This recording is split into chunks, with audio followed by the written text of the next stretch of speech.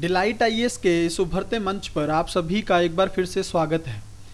तो आप में से बहुत लोगों ने यह सवाल किया था कि सर यूपीएससी में जो इंग्लिश कंपलसरी का पेपर होता है इसको लेकर एक सिलेबस का ओवरव्यू कर दिया जाए और एक कंप्लीट स्ट्रेटजी बता दी जाए। तो इस पर हम लोग आज बात करने वाले हैं और मेरी पूरी कोशिश रहेगी कि इस पेपर को लेके जो एक डर है ना आपके मन में, एक भय है, उसको आज मैं दूर कर दूं। मैं क्यों कह रहा हूं ये बात? देखिए, यूपीएससी मेंस में 9 पेपर होते हैं, ठीक है। इन पेपर्स में अगर आप मान लीजिए कि ये पेपर की पूरी मेहनत आपकी उस पेपर से बेकार हो जाए जो कि क्वालिफाइंग नेचर का है।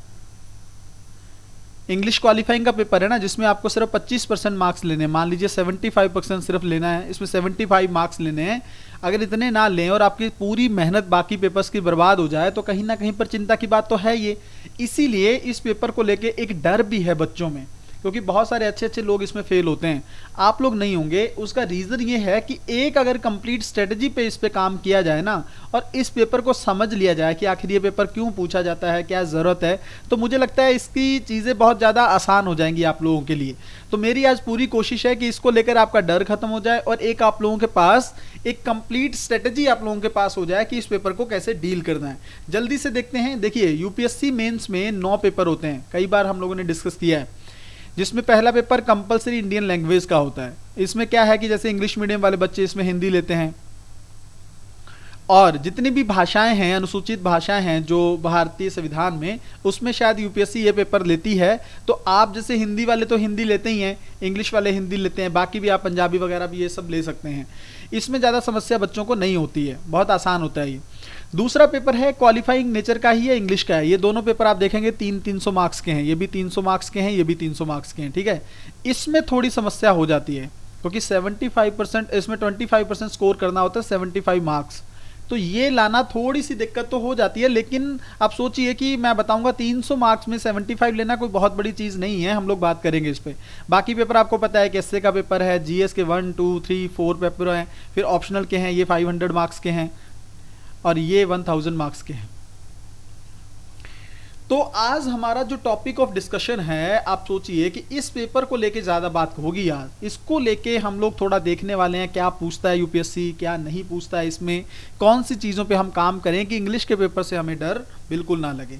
पहले तो मुझे ये बताइए, यूपीएससी ने इंग्लिश क्वालिफाइंग का पेपर डाला ही क्यों है, इसको थोड़ा समझ लीजिए। देखिए, आप भारतीय प्रशासनिक सेवा में जाने वाले हैं, ठीक है। तो भारतीय प्रशासनिक सेवा में जाके या आप प्रशासनिक अधिकारी बनते हैं तो आपसे क्या एक्सपेक्ट किया जाता है, अपेक्षा क्या है यूपीएससी को, कि थोड़ी बहुत इंग्लिश तो आपको आनी चाहिए। क्यों? क्योंकि आप जा रहे हैं अखिल भारतीय सेवाओं में। ऑल इंडिया सर्विसेज कौन सी होती हैं? जो ऑल ओवर इंडिया आपको करनी पड़ती हैं। आपका कौन सा कैडर हो आपको क्या पता है? यूपीएससी डिसाइड करेगी ना, या गवर्नमेंट देखेगी उस चीज़ को लेके। मान लीजिए आप साउथ इंडिया में चले गए। अब साउथ इंडिया में ज़्यादातर देश जो आपके राज्य हैं उनमें जो राजकीय कामकाज है वो किस में होता है? इंग्लिश में ही तो होता है। इवन नॉर्थ इंडिया के बहुत सारे स्टेट हैं जिसमें इंग्लिश में ही चीज़ें होती हैं। आपके पास फाइल आएगी, बहुत सारे उसमें इंग्लिश के फाइल्स होंगे, इंग्लिश के डॉक्यूमेंट्स होंगे, आप साइन करेंगे। अगर आपको समझ बेसिक इंग्लिश भी नहीं आती है तो आपको कहीं ना कहीं पे जो ट्रेनिंग होती है ना लबासना में, वहाँ पर भी समस्या हो जाएगी और यूपीएससी के लिए भी थोड़ी दिक्कत हो जाएगी कि ऐसे बच्चे को किस तरह से ट्रेंड किया जाए। तो यूपीएससी चाहती है कि इस तरह की समस्या उसको ना देखनी पड़े, तो आप लोग थोड़े बहुत स्कोर लेके आएँ, पता लगे कि आपका इंग्लिश है थोड़ा बहुत स्ट्रांग या नहीं है। इतना तो देखो होना भी चाहिए। आप सोचिए ना, इतनी सारी लैंग्वेज में आपको चीज़ें करनी पड़ेंगी। इंग्लिश के में बहुत सारा काम आपको देखना पड़ेगा जब आप ऑफिस में बैठे होंगे। तो अगर आपको बिल्कुल बेसिक 10th लेवल की इंग्लिश नहीं आती है तो समस्या तो है ना। तो फिर इस चीज़ के लिए यूपीएससी ने इस चीज़ को रखा है। क्षेत्रीय भाषा जो रीजनल लैंग्वेज है वो भी इसलिए है कि अगर मान लीजिए आप किसी स्टेट में चले जाते हैं, थोड़ा बहुत आप उस देश की उस राज्य की भाषा से परिचित हों, इसलिए वो पेपर भी लिया जाता है। अब ये देखिए आप इसमें स्कोर कितना करना है दोनों पेपर में। 25%, 300 मार्क्स का 25% कितना हो गया? 75 मार्क्स। तो 75 ही चाहिए हमें, बहुत कम है। हम लोग देखते हैं कैसे लेने कैसे हैं। अब इसके अंदर क्या पूछा जाता है, जो कंपलसरी इंग्लिश का पेपर है इसमें क्या क्या चीज़ें आती हैं। देखिए, सबसे पहले वो आपसे पूछते हैं शॉर्ट एसे, ठीक है। एक लेख लिखना है आपको। अब इसमें लेख तो देखो जीएस में भी पूछता है वो, बट इसमें और उसमें डिफरेंस क्या है? इसमें डिफरेंस ये है कि आपको यहाँ पर इंग्लिश भाषा में लिखना है, इंग्लिश लैंग्वेज में लिखना है। कुछ नहीं है, बहुत सिंपल लैंग्वेज का इस्तेमाल करके वो आप लिख सकते हैं, बहुत सिंपल। देखिए यूपीएससी के जो टॉपर होते हैं ना, आप लोग कभी भी उनके मेंस के कॉपीज उठा के देखिए आप, आपको बहुत सिंपल लैंग्वेज लिखी होगी मिलेगी वहाँ पे। क्यों? क्योंकि एग्जामिनर नहीं चाहता है कि आप भारी भरकम शब्दों का इस्तेमाल करें, आप अमेरिकन लैंग्वेज का इस्तेमाल करें, आप किसी इस तरह की बहुत ज़्यादा फ्लो होना चाहिए आपकी लैंग्वेज, वो सब चीज़ें नहीं है। एक जनरल फ्लो हो आपका और एक अंडरस्टैंडिंग हो, एग्जामिनर को ज़्यादा समस्या का सामना ना करना पड़े। जब वो आपकी कॉपी पढ़ रहा है, वो देख रहा है, वो उसको दिक्कत नहीं होनी चाहिए वहाँ पे। तो वहाँ पर इसलिए थोड़ा सा आपका यहाँ पर जो बहुत सिंपल भाषा में भी आप ऐसे लिख देंगे ना, तब भी आपको दिक्कत नहीं होगी। रीडिंग कॉम्प्रिहेंशन में क्या होता है, देखिए सी सेट में भी आता है ना पेपर, ये सेक्शन तो यूपीएससी के सी सेट में भी है। उसमें क्या है, सी सेट में क्या है, सी सेट में आपको मान लीजिए कोई पैराग्राफ दे दिया है, उस पैराग्राफ में 3 क्वेश्चन दे दिए, उसमें से एक ABCD करके आप ऑब्जेक्टिव टाइप दे दिए, इनमें से एक आपको सेलेक्ट करना है, मान लीजिए बी कर लिया, सी कर लिया। इसमें वो सब समस्या नहीं है, इसमें आपको लिखना है। मान लीजिए आपको 50 वर्ड में एक आंसर लिखना है, उसी में से लिखना है पैराग्राफ में से। तो कितना आसान हो गया ना, ये कुछ है क्या, सब्जेक्टिविटी हो गई ना इसमें। आपने वही जो देखा वहाँ के आसपास थोड़ा उसको अपने शब्दों में अपने भाषा में लिख लिया। प्रेसी राइटिंग, देखिए मैं अगर बिल्कुल आसान भाषा में पूछूं आपसे, किसी चीज को प्रिसाइज करना क्या होता है, तो प्रिसाइज करना क्या होता है, कम शब्दों में लिखना।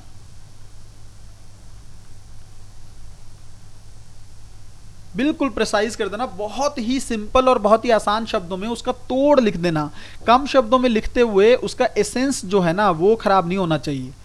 अगर उसका एसेंस, उसका मीनिंग अगर स्पॉइल हो गया ना, उसका मीनिंग अगर स्पॉइल हो गया तो आप मान लीजिए कि सब बर्बाद हो जाएगा, वो नहीं होने देना है। मान लीजिए प्रिसाइज कैसे, मैं एक बार फिर से बताता हूँ यहाँ पे। देखिए मान लीजिए यूपीएससी ने आपको 1500 वर्ड का कोई पैराग्राफ लिया, आपको 1/3 में लिखना है उसका, 500 वर्ड्स में लिखना है। तो ये अब इसको प्रिसाइज कर दिया ना, 1500 से 500 में आ गए, बट कंडीशन एक ही है कि इसका एसेंस जो है ना, मीनिंग इसका बर्बाद नहीं होना चाहिए। वो समझ में आना चाहिए कि इस पैराग्राफ का तोड़ निचोड़ लिखना है आपको। इसलिए तो बोलते हैं नोट्स बनाते हैं ना जो हम एनसीईआरटी और इन सब के, उसका फायदा होता है आपको कहीं ना कहीं पे। ये भी तो वही तो निचोड़ ही तो लिखते हैं हम अपने नोट्स में। लास्ट में ये क्या है, ये यूजेज एंड वोकेबलरी है, इसके अंदर थोड़ा सा ग्रामेटिकल पोर्शन आ जाता है। ग्रामेटिकल पोर्शन आ जाता है, पूछता है, मैं बताता हूँ क्या क्या चीज़ें उसमें हैं। ये 50 मार्क्स की है, ये 75, ये 75। यहाँ पर सबसे बड़ा स्कोप है, इन दोनों पर हम लोग ज़्यादा ध्यान देंगे, कॉम्प्रिहेंशन पे और ये, क्योंकि बहुत आसान है ये, इसी से क्वालिफाई कर ले जाएंगे आपको। मैं बताऊँगा कैसे, स्ट्रेटजी पर कंप्लीट बात करेंगे हम लोग। आगे देखते हैं चीज़ें है क्या। जल्दी से इसको देख लीजिए आप कि जो यूपीएससी का मैंने बोला है कि जो लास्ट वाला पोर्शन है ग्रामर वाला, उसमें क्या क्या पूछता है वो। सेंटेंस को करेक्ट करके लिखना, ठीक है, कोई मिसिंग वर्ड है वो लिख दीजिए। करेक्ट फॉर्म ऑफ वर्ब का क्या इस्तेमाल है, वर्ब्स होती है ना आपको, उसका क्या है, फर्स्ट सेकंड थर्ड फॉर्म कौन सा यूज हो रहा है। इंटोनिम्स विलोम शब्द हैं, सिनोनिम्स आपके पर्यायवाची हैं, ये सब चीज़ें पूछता है वो आपको। सेंटेंस को दोबारा से लिखना है, कोई गलत स्टेटमेंट लिखा हुआ है उसको सही करके दोबारा से लिखना है, ठीक है। किसी सेंटेंस का किसी को बनाना है, सेंटेंस फॉर्म करना है, फिर फिल इन द ब्लैंक्स हम लोग पढ़ते थे स्कूलिंग लेवल पे।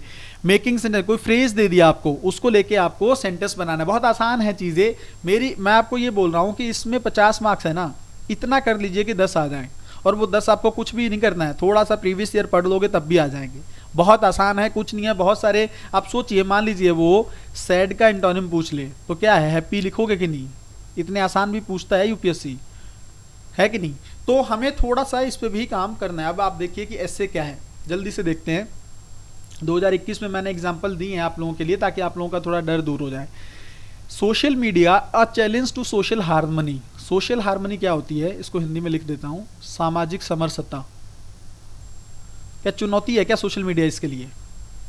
है ही ना, क्यों नहीं है? हेट स्पीच का कॉन्सेप्ट सुना है आप लोगों ने, क्या होता है वो? आजकल देखिए भारत में एक ट्रेंड चल पड़ा है। ट्रेंड क्या है, चाहे धर्म के नाम पे हो, समुदाय के नाम पे हो, कुछ भी होता है ना, तो बहुत आसान से हर व्यक्ति को ट्रोल करने लग जाते हैं लोग। धर्म को लेकर मेरा एक मानना है, आप देखिए जैन धर्म का एक कॉन्सेप्ट है, सुना होगा आप लोगों ने, अनेकांतवाद। ये क्या है पता है? अनेकांतवाद क्या है? ये है कि सभी व्यक्तियों के विचार एटलीस्ट सुनो तो, मतलब इधर से सब सुन के एक फिर उसमें से बेस्ट निकालो। क्या है, आप तो सुनना ही नहीं चाह रहे ना। मैं ये कह रहा हूं कि अगर कोई व्यक्ति बहुत ज्यादा भारत के खिलाफ या देश के खिलाफ, धर्म के खिलाफ गलत बोल रहा है, उसके लिए कानून है, चीजें हैंडल हो जाएंगी। बट अगर कोई कर रहा है तो देखिए उसको करो, लेकिन सिर्फ उसका मत ही ना जानो, ये भी तो ठीक नहीं है ना। उसका विचार क्या है सुनना चाहिए ना। लेकिन आज हमारे समाज में सहनशीलता का जो स्तर है वो कम हुआ है। तो उसकी वजह से क्या होता है, लोगों को सोशल मीडिया पे ट्रोल किया जाता है और ट्रेल में बहुत सारी नफरत आपको दिखेगी, बहुत सारी चीजें दिखेंगी। तो ये यही यूपीएससी की चिंता है कि सोशल मीडिया चैलेंज कैसे हो गया सामाजिक समरसत्ता के लिए। आप इसमें देखिए, ये ऐसे जो है ना, ये नेगेटिव ऐसे है, समझिएगा, नेगेटिव ऐसे पूछा है, स्टेटमेंट में ही ऐसे है, चैलेंज है, बट इसमें आप थोड़ा सा पॉजिटिव भी लिखेंगे। मान लीजिए, ये एक चीज और याद रखिए, एस्से में हम लोग बहुत अच्छे से डिस्कस कर लेंगे। एस्से को लेके आप लोगों के बहुत सारे क्वेश्चन आए हुए हैं कि सर एस्से को लेके कंप्लीट स्ट्रेटेजी बता दीजिए। बहुत जल्द मैं वीडियो लेके आने वाला हूँ, एस्से को लेके भी हम लोग अच्छे से बात करेंगे। देखिए होता क्या है, अगर स्टेटमेंट नेगेटिव पूछा है ना, स्टेटमेंट नेगेटिव पूछा है, तो आप क्या करेंगे, उसको जो 80%, 85 to 85% उसमें नेगेटिव ही लिखेंगे, बट 15% उसमें पॉजिटिव भी लिखेंगे। जैसे इसमें पॉजिटिव क्या लिखेंगे कि सोशल मीडिया चैलेंज, तो ये तो नेगेटिव हमने लिख ही दिया कि हाँ हेट स्पीच है, बहुत सारा ट्रोल किया जाता है लोगों को धर्म के नाम पे, समुदाय के नाम पे, ठीक है। लेकिन इसका पॉजिटिव पक्ष भी तो है, सोशल मीडिया अगर चाहे ना तो यही सोशल हार्मनी ला भी सकता है। अगर बहुत अच्छे से इसका इस्तेमाल किया जाए, सही इस्तेमाल किया जाए ना, तो यही समाज में एक बहुत ही बेहतर समरसता को स्थापित कर सकता है। तो आप थोड़ा सा पॉजिटिव टच भी देके निकलेंगे, यूपीएससी एग्जामिनर खुश हो जाएगा इस चीज को लेके। हाँ, अब आती है बात कि ये तो चलो हम लोगों ने देख लिया कि एसएससी का मीनिंग क्या है, बहुत आसान है। अब इसमें ये देखिए, इसको लिखना कैसे है, आपको कुछ नहीं करना है। इंग्लिश लैंग्वेज पे थोड़ी सी कमांड जो आपकी है ना अभी तक, बहुत अच्छी है। मैं ये नहीं कह रहा हूँ कि हिंदी माध्यम के बच्चों की कमांड नहीं है, बिल्कुल इसको जनरलाइज नहीं कर रहा हूँ, गलत नहीं लेना है। जिन बच्चों की वीक है ना इंग्लिश, उनके लिए मैं बात कर रहा हूँ। तो उनको क्या करना है, देखिए थोड़ी बहुत इंग्लिश तो आप लिख लेते हैं ना, आपको कुछ नहीं करना है। यूपीएससी के PYQs है ना, 15 ऐसे लिखने हैं, मिनिमम 15 से 20 ऐसे लिखने हैं, और अपने साथ के किसी भी व्यक्ति को चेक कराना है। सबसे पहले खुद इवेल्युएट करना है, फिर उसी को देख कराना है। देखिए ये ब्लंडर मत करिएगा कि आप इज एम आर की जगह ना, इज एम आर की जगह आप वॉज वर यूज कर रहे हैं, हैज हैव की जगह वॉज वर यूज कर रहे हैं। ऐसा नहीं, हैज की जगह हैव आ जाए, एक्सेप्टेड है। मतलब टेंस में इस लेवल का ब्लंडर नहीं होना चाहिए। थोड़ा बहुत आपको टेंसेस पे काम कर लेना है, बहुत आसान भाषा लिखनी है, बहुत सिंपल लैंग्वेज लिखनी है। जितना स्टूडेंट आपको पता है कि अगर आ सकता है की बात कर रहा है तो कैन यूज करेंगे, पास्ट टेंस की बात कर रहा है तो कुड यूज करेंगे। थोड़ी सी इतनी बेसिक चीजें तो आपको पता है, प्रेजेंट टेंस की बात कर रहा है तो इज एम आर यूज होगा, ये चीजें आपको पता है ना। तो बस इसका अगर इस्तेमाल आप थोड़ा बहुत करना जानते हैं बेसिक ना, तो उसमें अपना लिख दीजिए। नॉलेज कहाँ से लेंगे इसके लिए, जीएस की नॉलेज, जीएस की ही नॉलेज है, हेट स्पीच वाली, वहां से लेंगे। लिखना इंग्लिश भाषा में बहुत अच्छा कर जाएंगे आप इसमें। आप सोचिए 100 मार्क्स का है ये, 100 मार्क्स में से मिनिमम 40 मार्क्स तो इजीली लोगे आप। 50% तो आना चाहिए, फिर भी मैं कह रहा हूं कम से कम 40 आसानी से ले लोगे इसमें। इसको टारगेट करना है। Role of NGO in social change, आप सोचिए ना एनजीओ कितने बड़े लेवल, कौन सा एक सेक्टर है जिसमें सबसे ज्यादा, एजुकेशन, कितना अच्छा वर्क कर रहे हैं एनजीओ उसमें। तो वहां पर आप देखिए इवन बहुत सारे सेक्टर हैं, जैसे वुमेन एम्पावरमेंट है, ठीक है, महिला सशक्तिकरण को लेकर। देखिए मैंने आज सारी स्लाइड्स जो है इंग्लिश में बनाई हैं, क्योंकि ताकि आप लोग इंग्लिश से थोड़ा फ्रेंडली हो सकें, बट मैं हिंदी में ट्रांसलेट कर रहा हूँ चीज़ों को। देखिए महिला सशक्तिकरण को लेके एनजीओ बहुत बड़े लेवल पर काम कर रहे हैं और करना भी चाहिए। आज भी देश में महिला अपराधों में कमी नहीं आई है। NCRB, national crime record bureau, हर बार बोलता है कि अपराधों में वृद्धि हो रही है, तो ये चीज सही नहीं है। 75 साल हो गए देश को आजाद हुए, आज भी महिला जो है हमारे देश में भय मुक्त वातावरण हम लोग महिलाओं को प्रदान नहीं कर पाए। चिंता की बात है देश में ये। तो एनजीओ इस सेक्टर में वर्क कर रहे हैं। ये यूपीएससी पूछ रहा है, education as a mean to serve humanity, बहुत आसान है, ठीक है। इसका मीनिंग अगर पढ़ने बैठेंगे तो लंबा हो जाएगा, मुझे आपको इंग्लिश क्वालिफाइंग पे बात करनी है, इसलिए जल्दी से देख लेते हैं। एजुकेशन यही है कि शिक्षा जो है मानवता के लिए बहुत बड़ा काम कर सकती है ना। इसको साधन के रूप में इस्तेमाल कर सकते हैं कि नहीं कर सकते हैं भाई, बहुत बड़े। इस शिक्षा के बिना मानवता है ही नहीं मुझे लग रहा है। Crying need to for embracing minimalism. Minimalism क्या होता है, इसको हिंदी में बोलते हैं अति सूक्ष्मतावाद।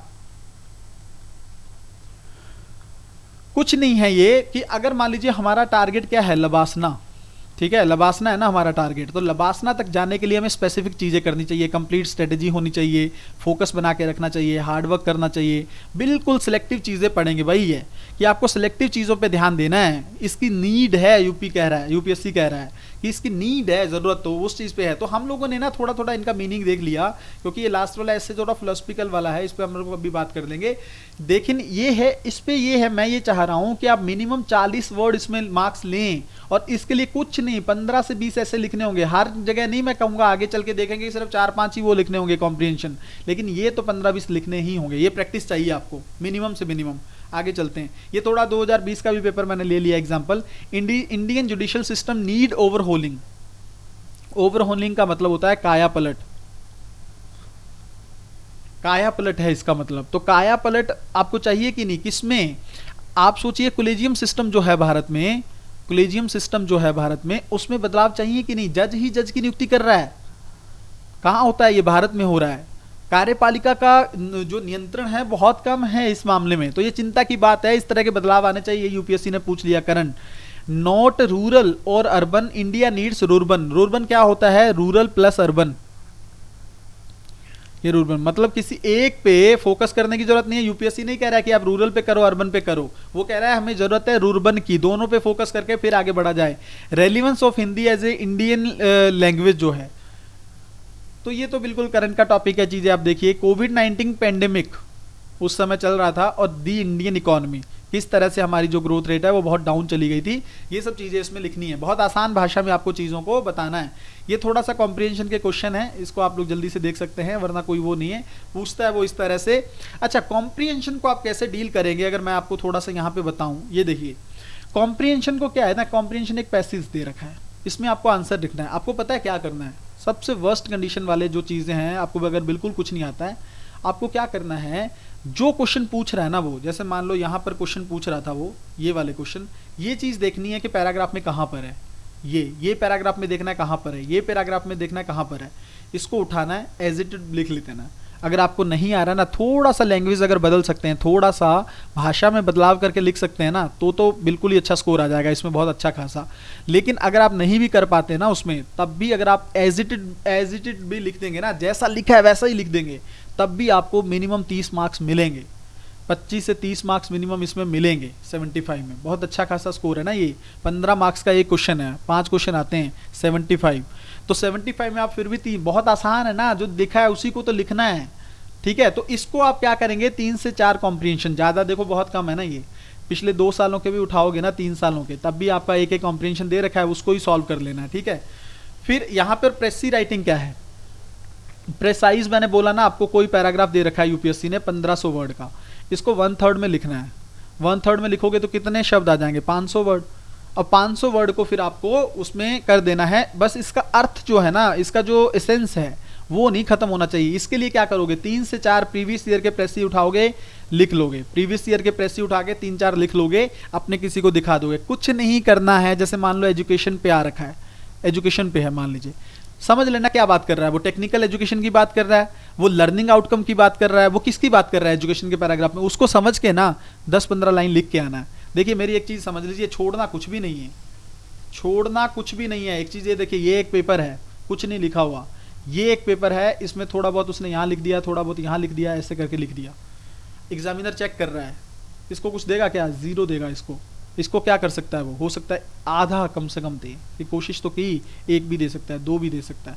तो यहाँ पॉसिबिलिटी है ना ज़्यादा, यहाँ पे कुछ भी पॉसिबिलिटी, तो छोड़ के नहीं आना है, प्रेसी को भी करना है, लेकिन थोड़ा सा उसका मीनिंग समझते 10 लाइन लिख लेना है। इसमें कुछ नहीं होगा, इसमें मार्क्स मिलेगा आपको अच्छा खासा।